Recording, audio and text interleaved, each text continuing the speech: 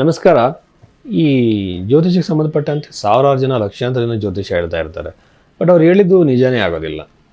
ಅದಕ್ಕಾಗಿ ಜನಗಳಿಗೆ ಜ್ಯೋತಿಷದಲ್ಲಿ ನಂಬಿಕೆ ಕಡಿಮೆ ಆಗ್ತಾ ಹೋಗುತ್ತೆ. ಇಲ್ಲಿ ನಿಜವಾದ ಜ್ಯೋತಿಷಿ ಯಾರು ಅನ್ನೋ ಪ್ರಶ್ನೆ ಬರುತ್ತೆ. ಒಂದನೇದಾಗಿ ಬಂದು ನಿಜವಾದ ಜ್ಯೋತಿಷಿ ಅಂತಂದರೆ ನೀವು ಕೊಟ್ಟಂಥ ಬರ್ತ್ ಟೈಮ್ನ ಆತ ನಂಬಲ್ಲ. ಆ ಬರ್ತ್ ಟೈಮ್ ಸರಿ ಇದೆಯಾ ಇಲ್ವಾ ಅಂತ ಚೆಕ್ ಮಾಡ್ತಾನೆ. ಅದು ಹೇಗೆ ಅಂತಂದರೆ ಲಗ್ನದಿಂದನೇ ಜಾತಕವನ್ನು ನೋಡಬೇಕು, ರಾಶಿಯಿಂದ ಅಲ್ಲ. ರಾಶಿನ ಕನ್ಫರ್ಮೇಷನ್ಗೆ ಮಾತ್ರ ನೋಡಬೇಕಾಗತ್ತೆ. ಲಗ್ನವನ್ನು ಕಂಡುಹಿಡಿದು ಹೇಗೆ? ನಿಮ್ಮ ಜೀವನದಲ್ಲಿ ನಡೆಯುವಂಥ 2-3 ಘಟನೆಗಳನ್ನು ಆತ ಹೇಳಬೇಕು.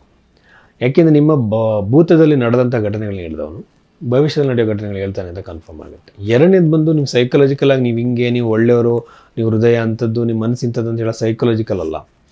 ನಿಜವಾದ ಘಟನೆಗಳು ಟೈಮಿಂಗ್ ಸಮೇತವಾಗಿ ಹೇಳಬೇಕಾಗತ್ತೆ. ಟೈಮಿಂಗ್ ಅಂತಂದರೆ ಆ ಟೈಮ್ ಪೀರಿಯಡಲ್ಲಿ ಇಂಥ ಘಟನೆ ನಡೆದಿರೋ ಸಾಧ್ಯತೆ ಇದೆ ಅಂತೇಳಿ. ಇದಾದಮೇಲೆ ಪರಿಹಾರಗಳನ್ನ ಹೇಳುವಾಗ ಬೃಹತ್ ಪರಾಶರ ಹೋರಾಶಾಸ್ತ್ರಗಳಿರುವಂತಹ ಮಂತ್ರ ಜಪಗಳು, ದಾನಗಳ ಬಗ್ಗೆ ಮಾತ್ರ ಮಾತಾಡಬೇಕು. ಕರಂಗುಲಿ ಮಾಲ ಹಾಕ್ಕೊಳ್ಳಿ, ಜೆಮ್ ಸ್ಟೋನ್ಸ್ ಹಾಕ್ಕೊಳ್ಳಿ, ಅಥವಾ ಇನ್ನೊಂದು ಹಾಕ್ಕೊಳ್ಳಿ, ಆಮೇಲೆ ನ್ಯೂಮರಾಲಜಿ ಪ್ರಕಾರ ಹೆಸರು ಚೇಂಜ್ ಮಾಡ್ಕೊಳ್ಳಿ ಅಂತ ಹೇಳೋಂಥವ್ರು ಜ್ಯೋತಿಷರಲ್ಲ. ಅದು ಜ್ಯೋತಿಷಕ್ಕೂ ಅದಕ್ಕೂ ಸಂಬಂಧನೇ ಇಲ್ಲ. ಓಕೆನಾ? ಮತ್ತು ಪರಿಹಾರಗಳಲ್ಲಿ ಕಾಸ್ಟ್ಲಿ ಪರಿಹಾರಗಳಿಗೆ ಈ ಬಡವರಿಗೆ ಏನು ಮಾಡಬೇಕಾಗತ್ತೆ? ಅವರು ದೊಡ್ಡ ದೊಡ್ಡ ಕಾಸ್ಟ್ಲಿ ಪೂಜೆಗಳನ್ನು ಹೇಳಿದ್ರೆ ಮತ್ತು ಅವ್ರಿಗೆ ಪರಿಹಾರನೇ ಇಲ್ವಾ? ಋಷಿಗಳೆಲ್ಲ ಯಾವ ಕಾಸ್ಟ್ಲಿ ಪೂಜೆಗಳನ್ನ ಹೇಳಿಲ್ಲ. ಬೃಹತ್ ಪರಾಶರ ಹೋರಾಶಾಸ್ತ್ರದಲ್ಲಿ ಸಿಂಪಲ್ ರೆಮಿಡೀಸ್ನ ಹೇಳಿದ್ದಾರೆ. ಇದನ್ನು ಸಜೆಸ್ಟ್ ಮಾಡಬೇಕು. ಆಮೇಲೆ ಟೆಕ್ನಿಕಲಾಗಿ ಇನ್ನೂ ತುಂಬ ವಿಚಾರಗಳಲ್ಲಿ ಜ್ಯೋತಿಷನ ತಿಳ್ಕೊಬೋದು. ಬಟ್ ಮಾಮೂಲಿ ಜನಗಳು ಈ ವಿಚಾರದಿಂದ ಈಸಿಯಾಗಿ ಅವ್ರು ತಿಳ್ಕೊಬೋದು, ಅವ್ರ ಕ್ವಾಲಿಫಿಕೇಷನ್ ಏನು ಜ್ಯೋತಿಷರು ಅಂತೇಳಿ. ಸೊ ಇಂದಿನ ಘಟನೆಗಳನ್ನ ಹೇಳೋದು ಬಹಳ ಇಂಪಾರ್ಟೆಂಟ್ ಆಗುತ್ತೆ. ಇದನ್ನು ಗಮನದಲ್ಲಿ ಇಟ್ಕೊಳ್ಳಿ. ಆಮೇಲೆ ಒಬ್ಬೊಬ್ಬರು 5 ನಿಮಿಷ 10 ನಿಮಿಷದಲ್ಲಿ ಇಡೀ ಮನೆಯವ್ರ ಜಾತಕ ಎಲ್ಲ ಹೇಳ್ಬಿಡ್ತಾರೆ.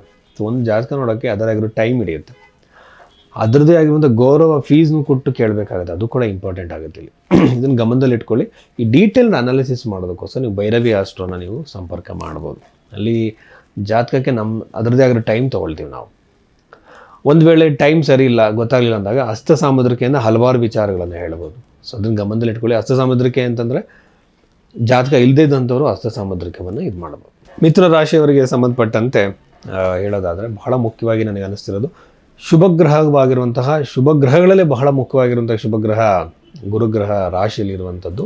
ಸ್ವಲ್ಪ ದಿನಲ್ಲೇ ಅದು ಸ್ಥಾನವನ್ನು ಬದಲಾವಣೆ ಮಾಡುವಂಥದ್ದು ನೋಡ್ತಿದ್ರೆ ವಿವಾಹದ ಅವಕಾಶಗಳು ಜಾಗತ್ತೆ, ಮದುವೆಗೆ ಸಾಧ್ಯತೆ, ಎಂಗೇಜ್ಮೆಂಟ್ ಸಾಧ್ಯತೆ. ಕೆಲವರಿಗೆ ನೋಡ್ಕೊಂಡು ಹೋಗಿರ್ತಾರೆ, ತಪ್ಪೋಗಿರ್ತಾರೆ, ಮತ್ತೆ ಬರ್ತಾರೆ. ಕೆಲವ್ರನ್ನ ಸಂಬಂಧಗಳು ನೋಡ್ಕೊಂಡು ಹೋಗಿರ್ತಾರೆ, ಬಟ್ ಬೇಡ ಅಂತ ಹೇಳಿರ್ತಾರೆ, ಪುನಃ ಅವರೇ ಬರ್ತಾರೆ. ಆ ಥರ ಸಾಧ್ಯತೆಗಳಿರುತ್ತೆ. ಈ ಅವಕಾಶಗಳೆಲ್ಲ ಈ ರಾಶಿಯವ್ರಿಗಿದೆ. ಮತ್ತು 2ನೇ ಮದುವೆ ಆಗ್ತಿರೋವಂಥವ್ರಿಗೆ ಭಾಳ ಅನುಕೂಲ ಆಗುತ್ತೆ, ಒಳ್ಳೆಯ ಸಂಬಂಧಗಳು ಬರುತ್ತೆ. ಮದುವೆಯಲ್ಲಿ ಕಿರಿಕಿರಿಗಳಾಗಿ, ನೋವುಗಳಾಗಿ ದೂರ ಆಗಿದ್ದಂಥವ್ರು, ಲೀಗಲ್ ಸೆಪರೇಷನ್ ಅಲ್ಲ, ಹಾಗೇ ದೂರ ಆಗಿದ್ದಂಥವ್ರು ಕೂಡ ಹತ್ರ ಆಗುವಂತಹ ಸಾಧ್ಯತೆಗಳು ಜಾಸ್ತಿ ಇದೆ.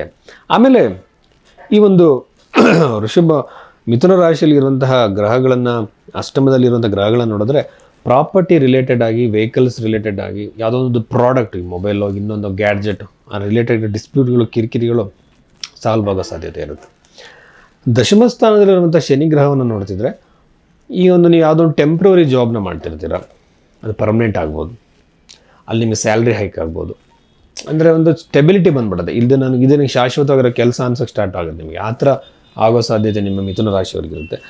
ಬಿಸ್ನೆಸ್ಸಲ್ಲಿ, ಪಾರ್ಟ್ನರ್ಶಿಪ್ಗಳಲ್ಲಿ ನಿಮಗೆ ಬಹಳ ಒಂದು ಒಳ್ಳೆಯ ಅವಕಾಶಗಳು ಸಿಗುತ್ತೆ. ಹೊಸ ಬಿಸ್ನೆಸ್ ಆಪರ್ಚುನಿಟೀಸ್ ನಿಮಗೆ ಸಿಗ್ಬೋದು. ವಿದ್ಯಾರ್ಥಿಗಳಿಗೆ ಬಹಳ ಒಳ್ಳೆಯದು.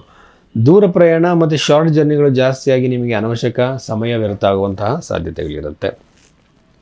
ಆಮೇಲೆ ಇನ್ನೊಂದು ವಿಷಯ ಏನಂತಂದರೆ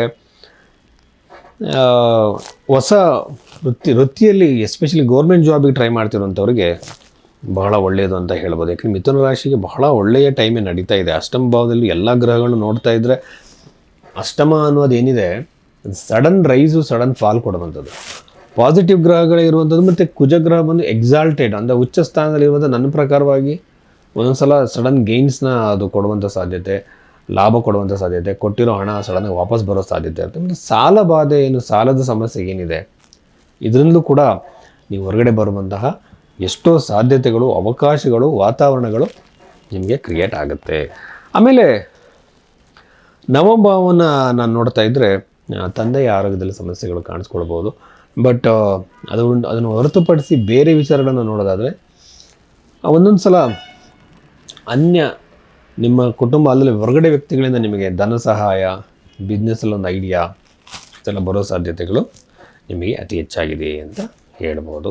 ಸೊ ಇಷ್ಟೆಲ್ಲ ವಿಚಾರಗಳು ಮಿಥುನ ರಾಶಿಗೆ ಸಂಬಂಧಪಟ್ಟಿದೆ. ಮಿಥುನ ರಾಶಿಯವರು ನನ್ನ ಒಂದು ಕ್ಯಾಲ್ಕುಲೇಷನ್ ಪ್ರಕಾರ ಬಹಳ ಶಾರ್ಪ್ ಆಗಿರ್ತಾರೆ.